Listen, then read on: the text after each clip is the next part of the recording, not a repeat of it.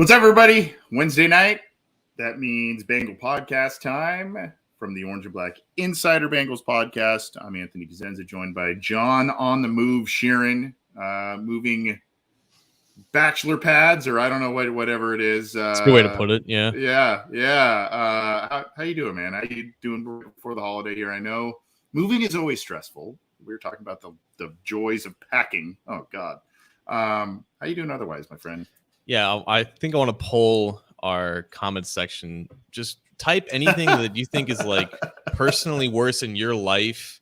Like, don't get too serious, but like anything that's like mundane or something like inconvenience, anything in that realm that's worse than packing. Because I don't the think DMV there is the DMV worse. The DMV, yeah, I feel like that could be an option if you feel so inclined. I don't think anything is beating packing, especially with Randall watching me do all the work and not putting in any of the effort. So this might be Randall's last show for a little bit because I don't know how he's going to fit in the new digs. We'll see how that setup is. So if you want to like a last glance at good old Rand back there, he's chilling out for at least tonight. Yeah, Randall's got to start pulling his weight over there, man. He's got to help you out. That's not good. It's been 3 years, man. I don't think anything's going to change. Yeah. Well, good to be here in right before July 4th. Just an early happy holiday to everybody. Hopefully you enjoy yourself, be safe, have fun, all that good stuff. But we've got some things to talk about as it pertains with the Cincinnati Bengals in the AFC North. We've got a little bit of a discussion of the top 100 list that's coming out in about a month and a half or so. I believe it's when it's going to be unveiled on the NFL Network. And the reason being, there is some chatter by a prominent player about one of the Bengals' prominent players who we know is going to be on that list. So we'll talk about that a little bit. We have an interview, as we have been doing and been conducting over basically the past month to complete the AFC North preview. We have Jeff Lloyd of the Locked On Browns podcast joining us. So that'll be fun. I mean, there's absolutely no drama going on with the Cleveland Browns, John. So very uninteresting team. And then we'll do a little remember when and get on out of here. But as always, you can get the show on your favorite audio podcast platform: iTunes, Stitcher, Spotify, Google Podcasts, iHeartRadio, all of the major ones. We are there. And of course, if you like the video, right beneath John and by that SB Nation logo, there is an Orange and Black Insider podcast logo. You can click on that icon to subscribe, click the bell to be notified when we go live, when new content is available. You also got to give a thumbs up on the Cincy Jungle Facebook page. 80,000+ of you like that bad boy. You can also catch the live streams on the Cincy Jungle Twitter account and our own Twitter account. So subscribe, like, do all the things you got to do to get access to this show. And we want to hear from you as well. So we, as always, appreciate the support. As we mentioned before we get to Jeff Lloyd and the Locked On Browns look at that team as it pertains to the AFC North, John, a couple of LSU guys were in the headlines recently. Actually, like three of them were in the headlines recently because one was talking about one who's on the Bengals and then compared him to another LSU Tiger, and that is Tyrann Mathieu, talking about Jamar Chase and then later comparing him to OBJ. I guess let's kind of start with the fact that we know that Jamar Chase is going to be on the top 100 list as a rookie, obviously an absolutely outstanding rookie campaign. But where do you think he lands, Jamar Chase? And what did you think of that comparison to OBJ? I talked about it a little bit on the Happening Headlines, and I was kind of like, yeah, it's a compliment, but which OBJ are we talking about? Are we talking about early OBJ? Are we talking about now? I didn't quite know how to fully take that. Well, I feel like with Matthew, because I'm trying to think here, he was 2013, so I think played maybe 1 year. Yeah, they played together, I think. Yeah. So obviously he's got a soft spot and a little bias for him, but the entire NFL saw how, I don't think a lot of people remember just how dominant Odell Beckham Jr. was in like his first 3 years with the Giants. Like Eli Manning was good. He wasn't like this elite quarterback by any means. And OBJ was like averaging 1,500 yards and like 13 touchdowns a year for the first 3 years. He was easily one of the 3-4 best receivers in the league at that time. And a lot of people remember that one-handed catch and just his hands in general.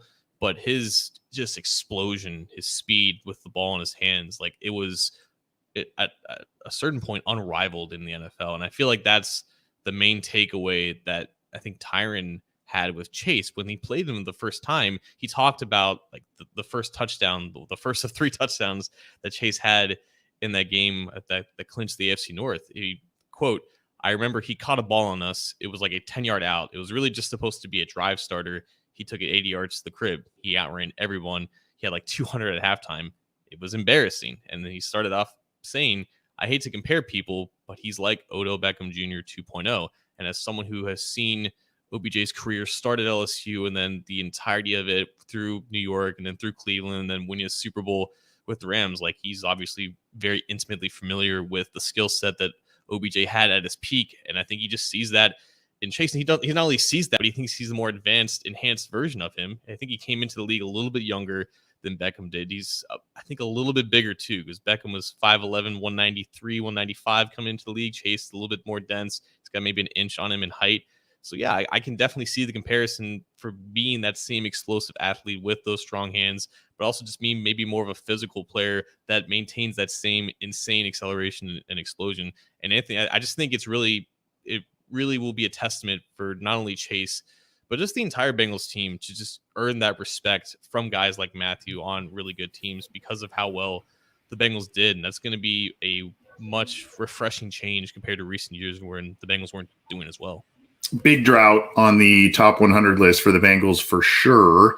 Now, what was interesting, I believe on last year's top 100 list, the Bengals had a player that was coming to them in Trey Hendrickson that made the list, right? I think he was on that list a little bit towards the back end of it. But now you have it. Obviously, we've talked about Jamar Chase making the list. You would assume that Joe Burrow is going to make the list. I'm thinking Trey Hendrickson's going to make it again, right? Because of his Pro Bowl type of campaign this year. DJ Reader, Chidobe Awuzie. I mean, how many are we thinking that are going to make this team? And are we gonna make this a popularity contest? Which, by the way, now the Bengals popularity contest, their popularity has risen based on what they did last year. Still not to the level maybe where it should be or the respect level that it should be, but is it going to be that popularity contest, or are they going to look at the stats, the metrics, and kind of the pieces that this team amassed really over the past couple of years and see what they did last year? So I do think multiple Bengals, at the bare minimum, you have Chase and Burrow making the list just because there's just immense respect around the league for those two guys. One did it as a rookie, one did it coming off of a horrific knee injury. Obviously, immense respect. What people have to remember, though, is this list is compiled and these interviews are taken, I think, during the season, like no later than I think mid-December. So the majority of these votes and like the interviews are happening like the fall. So this was, I think, before the Bengals became like the favorites to win the division. They were still like 5-2 at one point. They beat the Ravens. They had like that mini, I guess, hype train in October. So maybe that will benefit them as well. But this is before they went on that postseason run. I think this is before they beat the Chiefs again. They beat the Titans and everything like that. I think with, I guess, Matthew, he was talking about like the week 16 or week 17 game. So, it goes a little bit later to that. But yeah, I think with Hendrickson, just because he went back-to-back seasons with a high number of sacks, he beat a lot of high-quality tackles in order to do that. There's just the level of respect that I think the other players will have for a guy like that. And just in general, with how well the team was doing during the year, I think that will greatly impact, how many of these guys make the list. Because unfortunately, it's only like 20 players who get on a given player's ballot, and rarely the 20 like truly best players in the NFL. So unfortunately, there is a lot of popularity in it, but I think it does come down to ultimately respect. These are the best players in the NFL. They're only going to respect others who, I guess, put in the same amount of work and really make that same amount of impact. And just because you had Burrow and Chase really changing the course of these games and grinding out wins like that, that will earn them respect. To me, Anthony, the biggest ones that I'm questioning are like T. Higgins and Joe Mixon, because both of them have the production. Both of them made highlight reel plays. They had great performances in the Super Bowl. I don't know how much of that Super Bowl is going to matter. It should, but again, we don't know exactly when these votes are counted and if the playoffs will have an impact on that. So I think maybe fans are expecting like in the range of 5 to 6 players, and we can make a case for them, but I think 2 to 3 to maybe 4 is the more safe projection, and that's just because this was the first year that the Bengals were really good, and maybe there are some players who are like, yeah, it was fun for 1 year, but let's see if they can do it again. I think Mixon makes it on this list. I think just the production and, for a lot of people around the league that aren't intimately familiar with the Bengals, a player like that, if he gets on the list, they may highlight the resume and go, wow, yeah, this guy's had, a lot of 1,000-yard seasons. He's actually a lot better receiver than a lot of people give him credit for. I don't know about Higgins because I don't, are they going to put both the receivers on there? I just don't know. There's cases to be made for, like I said, a lot of players. Awuzie's year was more predicated on, PFF scores and different kind of more in-depth metrics as opposed to, interception machine or what have you. So I don't know if players are going to recognize that. And, the same goes for some other players as well on this team. Does Logan Wilson get a shot because of his year and especially early in the season? Does his injury hurt him? Kind of all depends. But yeah, I would assume that a guy like Joe Mixon at least would make this list based on the year he had last year. And then people just go, they take notice and they say, this guy's been quietly a good player just on some really bad teams. To me, I'm really interested to see who is ranked higher between Chase and Burrow, because those are the two that we're most confident are going to make it. But just listening to what Matthew said about Chase, you have to feel like it's beyond just the LSU connection.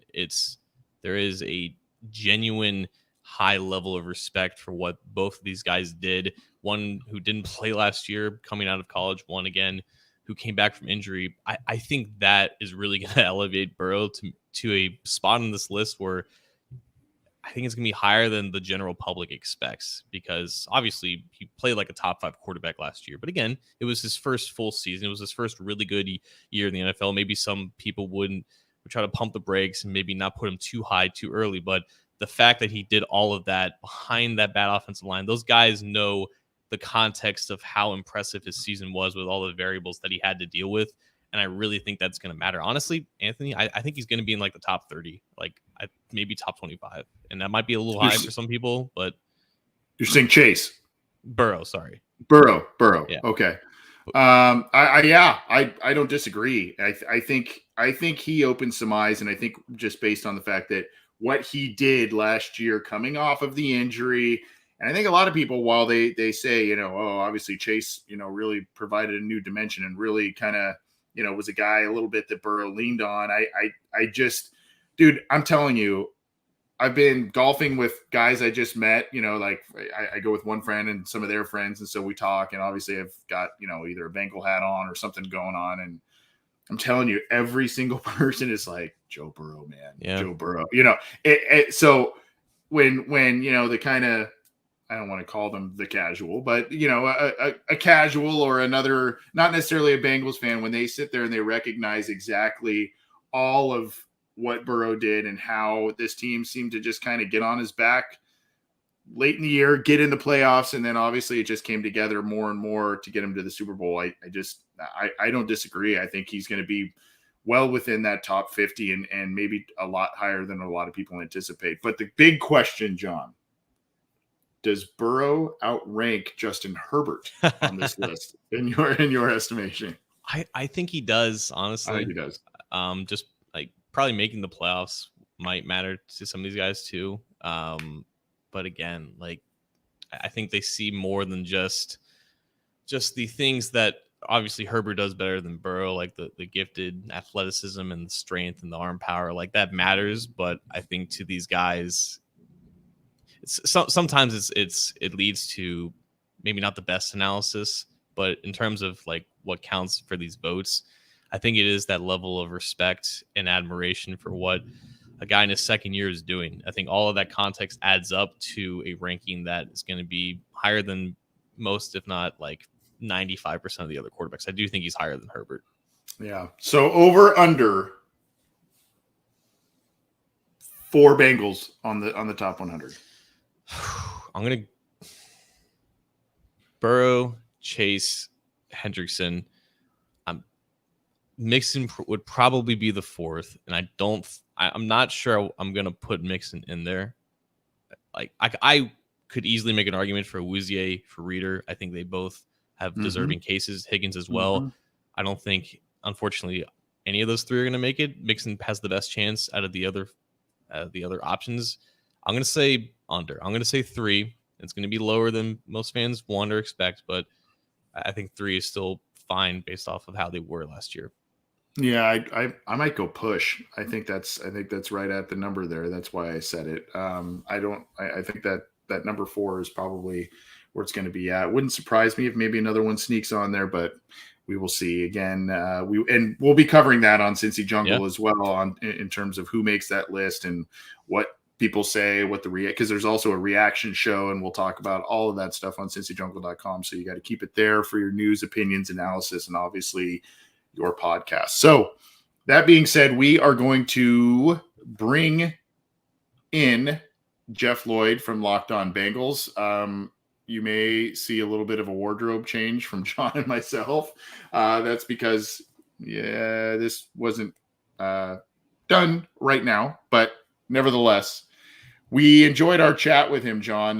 Good talk with Jeff Lloyd, and a guy that knows a lot of stuff, obviously, about the Browns, and just one of those great additions on the Locked On Network. So we will be playing this for you here. Enjoy.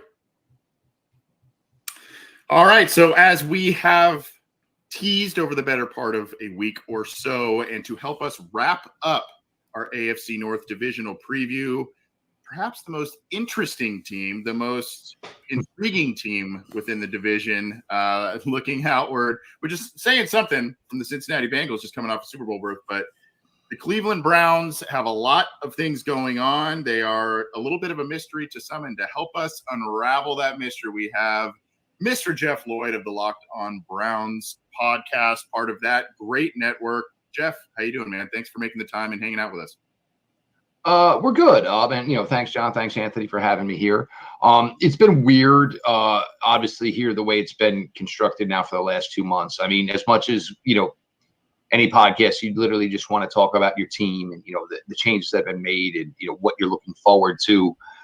I think most Browns fans, and I myself included, my co-host Garrett Bush, it feels like we're kind of in a, it's like, all right, do we have a certain legal point we need to speak about in today's episode? Nobody wants to talk about it, but it's the elephant in the room. And, hopefully maybe Tuesday or sometime this week, we'll start to get some resolution to what exactly. And I think everybody kind of knows nobody's blind. Everybody knows the situation. But I think it's just the point now where everybody would like to find out what the resolution is. What kind of time is Deshaun Watson going to miss? And this will be where we can now take our focus as far as covering this team. Yeah, we've talked about it on our show in a couple of different types of episodes, whether it's our kind of whip around the league for some headline stuff, and obviously just kind of talking about things on our window and what it is the elephant. I mean, you got to talk about it a little bit, I guess, with however much or little detail you want to give with certain things going on. But obviously your gut feeling on what this is looking like with Deshaun Watson, at least for this year. I mean, you heard things, maybe it's 6 games, maybe it's 8 games. And now over the past few days and late last week, you were talking about, hearing about a substantial amount of time, potentially far more than that he could miss. I mean, what's your gut feeling? What's reading the tea leaves here? What is that looking like? I don't think he's going to miss the entire 2022 season. I just don't.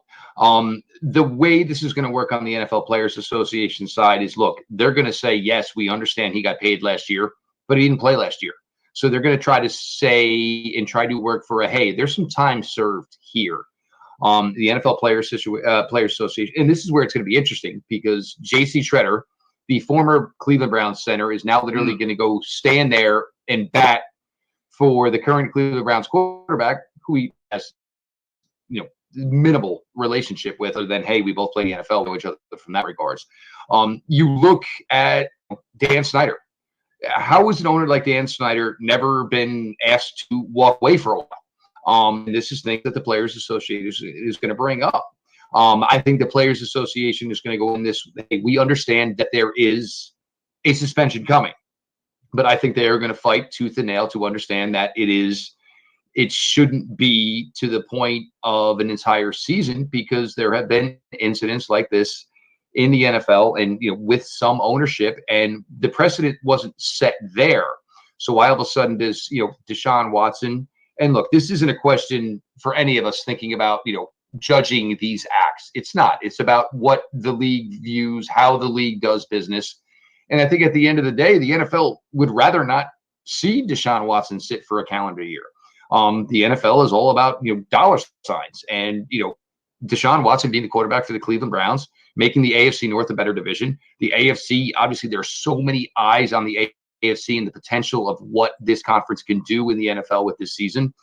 I just don't see a way it's going to be an entire season. If you tell me it's going to be half, you tell me it may be 10, I think that can happen. I just don't see a way it's going to be all 17.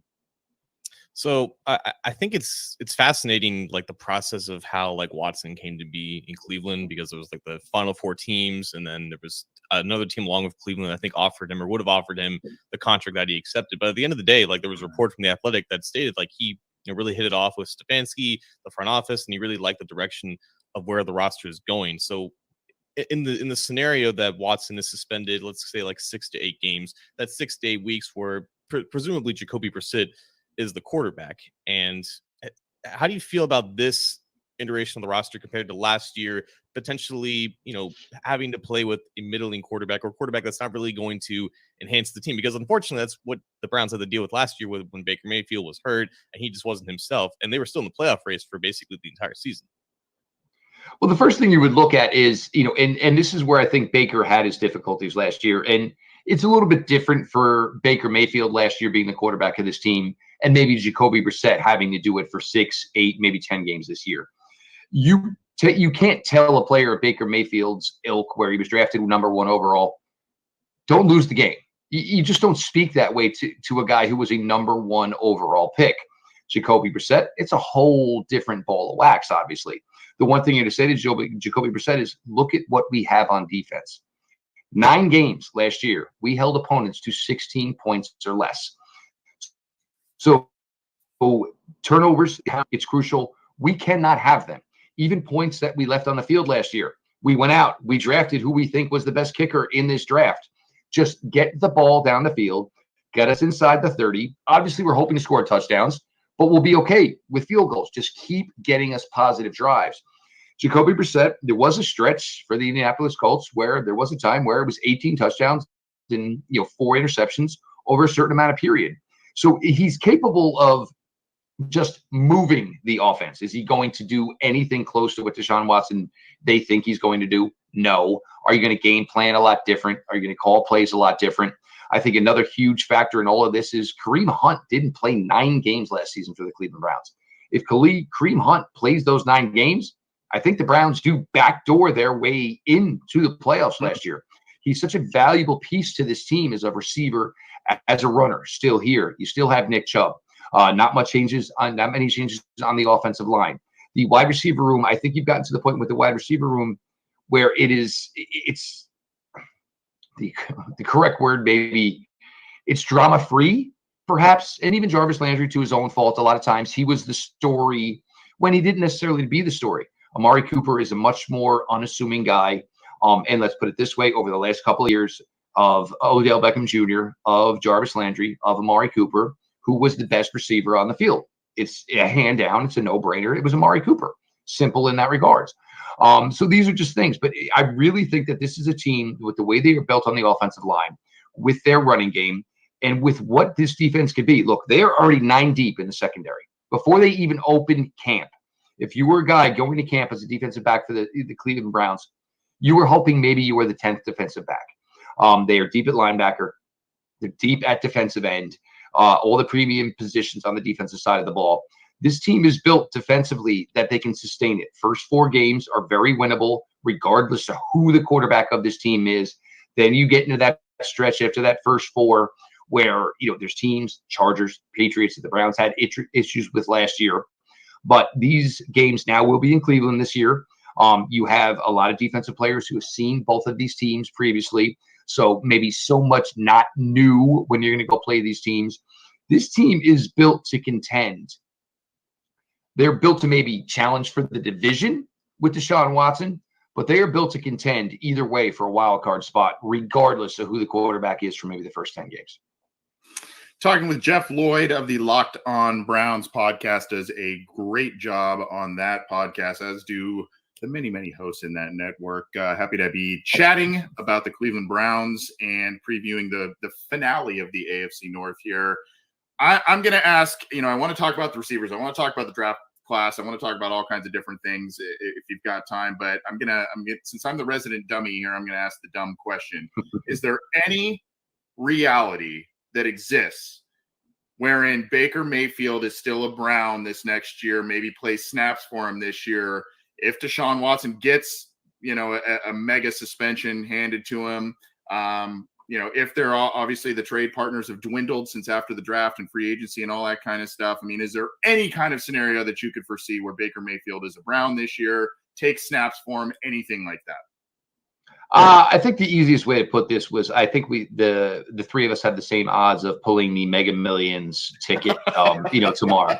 Look, it's not a way it works. I mean, for all that went on and, Baker's reaction and everybody, oh, I can't believe he's reacting this way. Well, you tell somebody, basically, you're not good enough. We think we can do better. And then Baker Mayfield saying, well, then trade me. Well, who wouldn't? I mean, who would? You basically told the guy to his face, here's a list of quarterbacks that we think are better than you. We're going to do everything we can to acquire them, and we'll figure out what our relationship is with you. I mean, it's that. I mean, there's no more over than that, and I kind of equate it to, the old line of dating when somebody suggests to the other one, maybe we should see other people, which means the person who suggested it either already has phone numbers or has already started seeing other people. It's over. It's a finality. That's the end of it. Why has it gone on this long? Baker Mayfield not being able to do anything this entire time. How, if you're a team like the Carolina Panthers or Seattle Seahawks, do you bring in Baker Mayfield injured, not going to do anything through OTAs, but meanwhile you have young guys working, saying, look, we got faith in you. We want to see what you can do. But none of it matters because there's our quarterback, even though we can't do anything right now. I mean, look, it is as over can be. And for me, it's difficult because, the fact that the Browns are even a talking point right now is due a lot to what Baker Mayfield did in his play. Maybe more in 2018, certainly more in 2020. But as far as what he did to take this franchise from being the absolute laughingstock of the NFL and make them a relevant franchise. So, I understand. And, I'm not going to say in any way they upgraded their play at the quarterback position by bringing in Deshaun Watson. I'm not a fool. But there is some difficulty, and nobody wants to basically be told, we think you're good, but you're not good enough. And that's essentially what this came down to. I think it's a very interesting dynamic from a Bengals fan's perspective, because I think there's a little bit of resentment about Baker because of how successful he's been against the Bengals specifically, but also it's like you see him against the 30 other teams, and it's almost like it's completely different person. From your perspective, like the last 3 years where Baker's 6-0 or whatever his record is against the Bengals, how was breaking that down compared to the other 90% of the Baker Mayfield games? This is the Brown games that you've seen in general, because it's not just Baker, it's the entire team that really pops off against this team right now. Well, I mean, in 2018, this was a team that played extremely well. I mean, you went from 0-16 to 7-8-1. That is solid play. I mean, that is a major turnaround for any team to go 0-16 to 7-8-1. 2020, and the weirdest thing about 2020 was, you were talking at the time where there was no OTAs. Training camp due to COVID was so different. When the Browns went out week 1, went to Baltimore, and it went very, very poorly. But then you came back that Thursday night. The Bengals, their new franchise quarterback, the Browns had a day. And there was the good of Baker Mayfield, there was the bad of Baker Mayfield. And I think as much as you guys are maybe viewing it versus the Bengals, I think it's maybe more of seasons. 2018, he was fantastic. 2020, he was really, really good to the point where there were a lot of metrics. Whichever one you chose to use, Baker Mayfield played like a top 10 quarterback within the league. Did he do himself any favors last year playing injured? Certainly not. Is Baker always the kind of guy that, oh man, I threw an interception, and he would find a way to score 13 points on the next drive when everybody knows that's obviously inconceivable and there's no way to do it? But he would try to outplay what even he could do. Those are situations he certainly got himself into. But against the Bengals, I mean, this is one thing. I even said it, as last year as your guys' playoff run went on, and it was well, how are now? I guess we're measuring ourselves against the Cincinnati Bengals. Well, no, I mean they match up really well. That's one team within the AFC North they don't really seem to have an issue with. They match up very well with the Cincinnati Bengals. We'll see if it holds true for the future here. But whether it was pass rush, whether it was the Bengals having a hard time with the Browns running game, or Baker Mayfield that week in Cincinnati last year, because that was one of the tough things. It was like, well, if you wanted to play the he's a hurt card, well, he's hurt, he's hurt. There were a couple of games. The Chargers game was one last year. Certainly the Bengals game on the road against you last year. It was like, well, we can't use the he's hurt excuse every week, because there's weeks where he's played really well, and I'm sure he was just as in much pain. I'm sure the injury was still there. It was like he wasn't magically healed for 3.5 hours to go out and play the game. So that's what made it really, really, difficult as far as trying to judge exactly the way he played last year. And then once the team got up against it, he just tried to put everything on him. Sometimes there were drops. Okay, so he would try to make up for it by making up for it. He would make up for it with a couple of poor passes that led to even more interceptions. Just, basically something went down a bad road, and he certainly didn't help the team from it getting any better. It just went further and further down the road. Jeff, you hinted at some of the drama being removed from the wide receiver room earlier this year in variety of forms. I can remember covering the team. I started covering the team in 2011, where the Bengals themselves moved off of Chad and T.O. and transitioned into A.J. Green and a lot of mid-round picks, young guys, all that sort of thing. It kind of feels, not to the same degree, I guess, but there's a little bit of a similarity there that I'm reading with Cooper now in there, big name guy, first round pick, good player. And then you've got, Schwartz and some draft picks and other Donovan Peoples-Jones, who's flashed here and there. This has kind of been one of the major position groups in transition for the Browns. I mean, they're set in a lot of different areas. What's everything looking like here in the wide receiver group, and with now kind of an influx quarterback situation as well? Well, this was going to happen this year anyway. The majority of the major money of Odell Beckham Jr. and Jarvis Landry was set to expire at the end of the 2021 season. So most likely major changes were coming. Donovan Peoples-Jones, he had a tremendous summer last year. And, everybody, once Odell missed the first couple of weeks, and Jarvis, unfortunately kind of dinged up and never was, to be able to play like the player Jarvis Landry was, everybody just thought Donovan Peoples-Jones was going to go out and, have this incredible year for being a former 6th-round pick who had 16 receptions as a rookie. Maybe that wasn't exactly, an adequate, fair road to believe that Donovan Peoples-Jones was going to travel. Certainly the inefficiency, the injuries of Baker Mayfield certainly did not help Donovan Peoples-Jones in any way whatsoever. There was some time miss. He got hurt before Thursday night game against the Denver Broncos. But he looks like, and even still, do I think we're talking about a player that could be, that 75, 900, 900 yards? I don't think maybe he's going to be that guy. But he's a vertical threat, as obviously the Bengal fans know. This is what he does best. It's kind of interesting with Donovan. The one thing, and he tested extremely well throughout the draft process, they never found a way to get a 3-cone on him. Donovan Peoples-Jones, the shorter routes it's just not where he excels. So there's kind of a card when you play against Donovan Peoples-Jones. You understand vertical is his thing. Now they've gone the other route. You bring in a tremendous player in Anthony Schwartz coming out of Auburn, missed a bunch of time as a rookie, but short, quick, deep speed. This type of player can do those type of things. David Bell has been a fantastic acquisition as a 3rd-round pick to this point. There is literally like Browns beat reporters trying to find at least one drop pass, even in just like a meaningless standstill drill to this point, and nobody has it. Didn't test as an elite athlete during the draft process.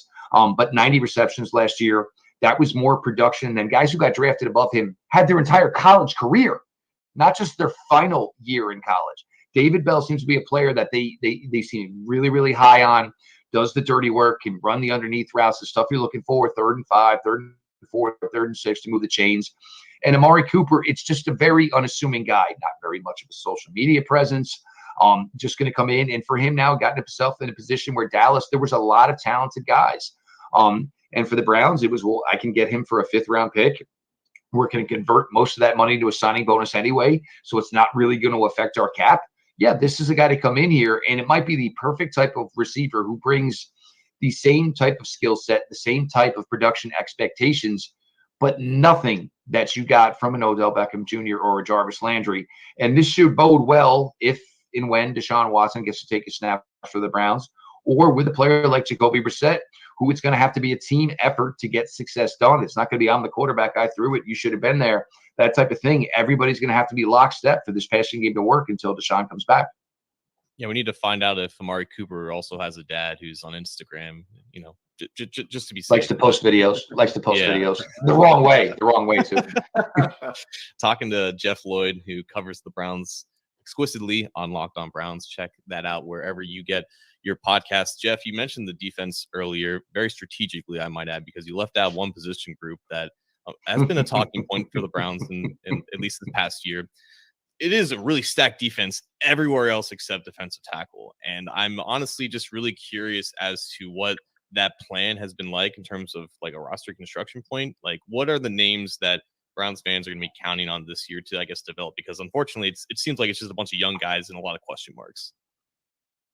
I think the one player, as far as, somebody to maybe looking to step up in that room, it's got to be Tommy Togiai. He came with a lot of promise out of Ohio State. I think at the time, everybody was kind of surprised when he did declare out of Ohio State. Everybody kind of thought maybe, look, there's a lot of guys on that defense. Maybe he needed to stick around for one more year to maybe, become the man. And that's something most players need to do within college, because it's not usually something that develops within the NFL. Played sparingly as a rookie. There were some bright spots. But the Browns, this is a team that is predicated on speed and getting athletes on the field. Joe Woods would, if he could, and they would probably let him, he would play probably nickel as his base defense. The Browns, they're like, well, we'll get you linebackers that can play like safeties. That's why we got you Jeremiah Owusu-Koramoah. They want to play the speed game. Will it be times where it's going to hurt them as far as, short yardage situations if a player like Tommy Togiai doesn't step up? Yeah, it is. But I think what they're also thinking is the way we've constructed this offense based on Deshaun Watson being our quarterback for the foreseeable future, we're going to be in a lot more high-scoring games. So it shouldn't come down to a 3rd and 1 here or a 4th and goal here, because I think with their eyes, they're going to start playing games more similar to what we saw of the Bills and the Chiefs in the playoffs last year, where, our offense is going to put up a ton of points. And, if that's going to be the case and we feel we're going to be a winning team, we're going to be in the position where we can play nickel and dime a lot, where we're going to have to play nickel and dime a lot, because we're going to be playing with the lead and teams are going to be trying to chase us. Do I think they are done in that room? Maybe not. I don't think they're done. And this is, I've been guilty of this. So many people that cover the Browns have been guilty of this, trying to find this 325-pound, this 330-pound. Who's the guy that is, basically the brick wall there in these situations? I'm done. I'm done trying to do this, because obviously it's not something they are looking necessarily to do. Do I think they're done in that room yet? I probably don't think they're done in that room yet. But I don't think the name at the end of the day is all of a sudden going to say, that's it. The Browns all of a sudden address the defensive tackle room. After 6 years, we told everybody we've got the guy. I don't think it's going to work that way. Is somebody possibly going to come in? I think there's a good chance of that. I don't think it's going to be a ground-breaking move by any chance, though. Jeff, I'm going to pull up and hopefully you've got a couple more minutes if you don't mind. I'm being not a nice guy and assuming that you're good on time, but if you need to jet, please let us know. This is from Browns Wire of the USA Today Network. This graphic here, the draft class here. We've talked about a couple of the the wide receivers and whatnot. I think one of the names that is intriguing there is Perrion Winfrey. I think some Bengals fans and pundits kind of picked him as a guy that maybe would have fit well with the Bengals. Obviously, the Browns had to wait a lot longer than a lot of other teams did to make some picks. But what did you make of the draft class? And you mentioned the kicker as well, Cade York. I guess we're so high on the Bengals and so high on things, everything they did, especially last year. I mean, is the Evan McPherson bug? Do you think that played any kind of impact on the Browns and seeing what a young kicker did for that team? And the Browns maybe looking at that saying, hey, we got to get a good young big leg kicker as well that can maybe win a couple of games at the last second for us. I think that the thought process with a player like York is look, we've been trying this, we've been going the veteran route. Let's bring in a younger guy, somebody that we can groom. Understand there could maybe be some hiccups coming out of the gate. But the other thing is, the Browns had a ton of draft picks, and regardless of how they finished last year, there wasn't a lot of room for draft picks to make this team. So that was also part of it. So why don't you use a pick on a guy that is going to be a part of the team in 2022? Perrion Winfrey certainly is going to have his opportunities, but Perrion Winfrey, the one thing you saw of him at Oklahoma and the style that he played, he was much more of a player that could assist in pass rush. I think the Browns obviously are hoping for more out of him, that quick first step, the ability to basically drive through a gap between a center and a guard can translate into helping with the run defense. The two of the picks that get me really, really excited are Alex Wright out of UAB and Isaiah Thomas out of Oklahoma State. Alex Wright never truly got to test, so we don't have much on him. The tape at UAB showed well. Isaiah Thomas tested really, really well. Both guys, 6'5", 270. Hey, guess what? Myles Garrett, Jadeveon Clowney, 6'5", 270. Size, athleticism, both these players bring that. I think Isaiah Thomas, even though he was drafted much later, might be the guy who could contribute a little bit more early, just due to the fact that Isaiah Thomas played better competition. He's more disciplined in the role as far as setting the edge, things you would expect, from a second defensive end in, first and 10, those type of situations. Jerome Ford is interesting because Jerome Ford, if you watch some of Cincinnati tape, you kind of get some Nick Chubb vibes, because he was just one guy and you would see open yardage and it would be nothing special. It would be 110 miles an hour towards the open hole, and somebody there tried to juke him. So he was a solid player at Cincinnati in that respect. I mean, it's going to be interesting how it works, because the Browns will have Nick Chubb, they will have Kareem Hunt, they have Dearness Johnson, they have Jerome Ford, they have Demetri Felton, all these running backs going to camp. I don't know how it's going to work, that they're going to be able to keep all of them, because even if you say Felton, he plays some wide receiver, that's a deep room over there as well now, with some of the moves that were made within the draft So it's certainly interesting how it plays out. Winfrey, and the thing that you kind of like about Perrion Winfrey is he's got like the WWE attitude to him right now. He's the talker. He's got that type of style to him. He's ready to go. You really hope it pans out. Otherwise, there's going to be a guy flapping his gums and nothing really comes out of it. And the thing with Martin Emerson, their first selection, and keep in mind, the Browns moved out of the second round all the way into the third round to make their first selection. Denzel Ward, as much as he's a great cornerback, he's a little bit more on the smaller side. So when Denzel Ward tries to get physical, it sometimes ends up to Denzel Ward missing a little time. Martin Emerson is a guy that probably at some point in his career would end up at the safety position. He gets his nose dirty, loves to be physical, whether it's within coverage, whether it's within, trying to fight off blocking, whether it's in run support. He's a fun player. And to think, for the Browns, the first selection they made in this draft is the guy right now who's coming into camp as the fifth cornerback. Whatever you want to say about this team last year and the failures they had on the field, the roster is good. There is a lot of solid players on this team. Got to make it translate, though. That's true. Jeff, final question from me to you would be, I guess, it's obviously rare for a quarterback of Watson's caliber to be moved and to change teams in the prime of his career. It's just that, when I think of the Browns, they're always synonymous for a lot of cap space and unfortunately questions at the quarterback. Beyond this year, both those things are the complete opposite, right? So now you have an elite quarterback in Watson who will presumably play in Cleveland at some point, and then you're looking at next year, you're tied up against the cap, and it's just that's a huge contract kind of deal with. I guess from your perspective, now that you have that, there's the quarterback there, and the team is in complete win now mode, and there's no more stacking assets and having all this cap space. How's that transition, I guess, been for you, and maybe for some other Browns fans that you kind of know? Well, it is interesting. The fact that this is now a team where we're talking about a whole bunch of high-priced players. But keep in mind, when you're talking about Denzel Ward, when you're talking about Nick Chubb, when you're talking about Myles Garrett, these are their players. So it's not like they went out, brought in these free agents who are now high-priced free agents. And first thing you're going to look at, though, next year, Myles Garrett goes into year 2 of his contract extension. Next year, Nick Chubb goes into year 2 of his contract extension. So guess what? They're going to make $1 million, and everything else there is going to be turned into signing bonuses. You're going to start going the way of the New Orleans Saints. The old kick it down the road type of thing. Because they're going to have to do a lot of that. And this will depend. And this is where it kind of does get tricky with Deshaun Watson, because Deshaun Watson is on the cap for 2022 at $10 million. If it comes out and Deshaun Watson were suspended for all of 2022, guess what? Deshaun Watson is on the cap for 2023 at $10 million. So it would be the same deal, which all of a sudden would put the Browns in a big, solid financial situation as far as having extra money in 2023. It's certainly, different for the way it has worked out. But part of that is on, the past regimes. You brought in good players, and you did enough. And, you did just enough with 2018, with 2020 to find a way for these players to want to commit and stick to Cleveland. And I think that's kind of a testament to what's gone on here, as opposed to some other things. With the season falling apart last year, Nick Chubb stayed, got extended. Wyatt Teller got extended. Joe Bitonio signed yet another contract extension.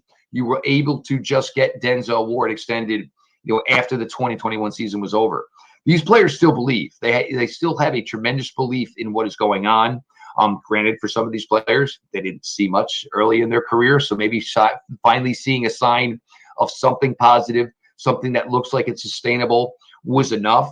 But credit to them. A lot of these players could have said, look, after 1 year good, 1 year bad, 1 year good, 1 year bad, maybe I'll go somewhere else, or I'm looking to get out. But for all intents and purposes, all these players seem to be satisfied being here.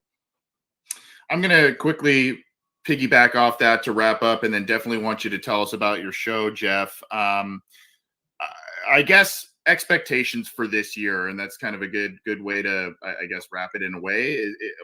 Obviously, we don't know what's going to happen with Watson because of how many games he will or won't miss. Let's just say he kind of plays half the season. What's the expectations for the Browns, given that their roster is deep in a lot of different spots, with or without their starting quarterback in tow? What are your expectations for this year? And if it is a missed season, are they still committed to Stefanski and the whole group here? If it's just kind of a little bit of a short-term loss with this season. See, for me, and I'll start here with that. You cannot look at this season, and if Deshaun Watson ends up missing a critical amount of time, if all the time of the 2022 season, I don't know how you tell Andrew Berry or Kevin Stefanski they're done. This is maybe a move they were interested in, but there is not a general manager in the NFL that can give away $238 million guaranteed without his owner saying, all right, let's go. You're not going to be able to give away 3 first-round picks without ownership signing off. So I don't know how, if it's really, really bad, maybe Kevin Stefanski could be in the hot seat. But, this was a move obviously everybody was on board with. And if anybody is surprised that Deshaun Watson's going to see some sort of, significant suspension time, I don't believe anybody in that room is that naive. I don't believe anybody within those rooms is that foolish, except for maybe possibly an owner at times. But as far as the expectations, look, we're talking about a really, really solid defense. And yes, we can say, oh, well, defensive tackle doesn't look that great. That's fine. The Browns can play, go 7, 8, 9 deep in the defensive back. You have a player like Jeremiah Owusu-Koramoah, who just started to scratch the surface last year. One of these players who is built like a safety, runs like a safety, and can play linebacker. They can get to a point with Chase Winovich, with Jadeveon Clowney, with Myles Garrett, with one of the 2 rookies, where they can go NASCAR package anytime they choose and run a bunch of freakish athletes as pass rushers. I think wild card is regardless of who the quarterback of this team is, wild card should be a solid and significant goal for this team. You look within the AFC North, obviously, Cincinnati for right now, riding the high. But you look at, Pittsburgh. Look, everybody just assumes Kenny Pickett is going to come in and do what Ben Roethlisberger did for 17 years. Kenny Pickett grew up 20 minutes from me. God bless him. I hope he has a great NFL career, but we can't assume any of that. Then you also look at the Ravens, and whatever anybody wants to say about the Ravens, it's really, really strange that Baker Mayfield and Lamar Jackson at the stages of their career are right now sitting here in the same contractual spot. To say that that's going on right now, and look, the Ravens could say, oh, well, Lamar can sign his deal at any time he wants. Has anybody ever known anybody to not say, oh, sure, I'll sign the $250 to $300 million contract? I mean, until that you know that there is a future there beyond 2022 for Lamar Jackson and the Ravens, it's kind of hard to believe that 2022 will go any better than 2021. Yes, the AFC is loaded. We'll see how it plays out. The Browns do get to play the Jets. We'll see where the Dolphins are at, those type of teams as they get, the AFC East, just like the Bengals do. But I think this is a team that is built to contend either way. I mean, are the aspirations and the goals higher for the more Deshaun Watson can play? There's no question about it. But if you're telling me that you can get Jacoby Brissett to do some of the good that Baker Mayfield did last year and just avoid the 2, 3, 4 interceptions on Christmas Day against the Green Bay Packers, a game even with 4 interceptions, they probably still could have won 2 or 3 different times. If you can just get him to play within himself, play within the system, hit the wide open play action throws that are going to be there, this is a team that should certainly win more games than they're going to lose. He's Jeff Lloyd of the Locked On Browns podcast. I'm going to pull up the website here, obviously available on your favorite audio streamers and multiple platforms. Jeff, tell us a little bit about your show, obviously where people can find it, where they can find you and your work, all of it. Well, I've been hosting Locked On Browns since the fall of 2017. Many people questioning my mental sanity at the time as I signed up to host a 8.6 football team. Then, 2018 around, the team, obviously the entire state and thought process of the Cleveland Browns changed tremendously. The joys of 2020, every podcast, where you get your favorite podcast, Locked On Browns available. Over the last 6 weeks, we have ventured into the YouTube area, digital streaming. Everybody is, this seems to be the way to go here now. We finally have, after almost 5+ years, added a co-host in Garrett Bush. Entrenched in Cleveland, works for 92.3, The Fan in Cleveland, part of the Ultimate Cleveland Sports Show, and it's really it's taken off to this point. And it's for me, it's different because now I'm a little bit more of maybe the analyst of the show as I was always the host of the Locked On Browns podcast. But the growth of the show, the reception for everything that we're doing, it's just been tremendous to this point. Certainly looking forward to trips out to Ohio this football season. So it's been a hell of a ride, to this point, and just seeing, basically getting it to one place and then finding a way to get it even bigger to where it is. I can be followed at Jeff_LJ_Lloyd, at Locked On Browns for the podcast. On social medias, wherever you get your podcasts, of course we're available there, and of course on YouTube. It's been a hell of a ride, and I think the thing with the Browns is, it's been such an apples and oranges type of thing the last few years. 18 great, 19 not so much, 20, which is essentially a Super Bowl season if you're a Cleveland Brown fan, and then all that going into 2021, and here comes the heartbreak again. If anything, for Browns fans, if you're going by the up 1 year, down 1 year, 2022 looks like it should be pretty positive. We'll see. We will definitely see. But thank you for your time, Jeff. We definitely appreciate it. Go check out the Locked On Browns podcast, and appreciate all your time. I know we took a lot of it, but this was awesome. And thank you for educating us on all things Browns this season. And go check out the podcast, everybody. Thanks, Jeff. Appreciate it. Again, thank you to Jeff Lloyd from the Locked On Browns podcast. A lot of interesting nuggets there. And are you surprised about the optimism he holds there, John? Not necessarily. I've known Jeff for a few years. He tends to look at things in a glass half full type of situation, but I can definitely understand it from the perspective of the Browns are objectively like a really good team. Like there's just no glaring holes on that roster. Obviously, the optics of the Watson situation are terrible and like they should be addressed as such, but I think people have to reconcile with the fact that he will eventually play for the Cleveland Browns. And when he does, that team is going to be really good. And I think from a long-term perspective, that's plenty to be optimistic about from a pure football stance. And again, we can have the whole discussion about, how good is it actually, but no, there's plenty, I think, of objectively solid football reasons to be excited if you are a fan of the Browns. And it just might have to take a year to eventually get to that point. Yep. There's talent there. There's no doubt about it. It's always been, and they've had talented teams in the past. It's always just been about harnessing that talent and moving forward and being consistent. They just can't seem to get out of their own way in a lot of respects. And, you don't want to say that it's immediately going to happen here with the Watson Baker issue here, but as we all know, that's not the greatest situation going on there. We're going to get out of here with a remember when quickly and drop the mic and get on out of here. John, I'm going to rewind for the remember when this week. I'm going to rewind back to the year 1996 with the Cincinnati Bengals, and I am going to talk about running backs. And obviously, the running back that everybody thinks I'm going to be talking about is their high pick from a year prior in Kajana Carter, who tore up his knee and was never quite the same with the Bengals. But I am not going to talk about Kajana Carter. I'm going to talk about a different guy. I'm going to show you a picture and see how many smart and longtime Bengals fans we have out there. Who is this guy, John? Do you know who that is? Not a clue, actually. Torrey James, I know he was 20, but that's not the right uniform. So not the right uniform and not the right year. No, that, sir, is Garrison Hurst.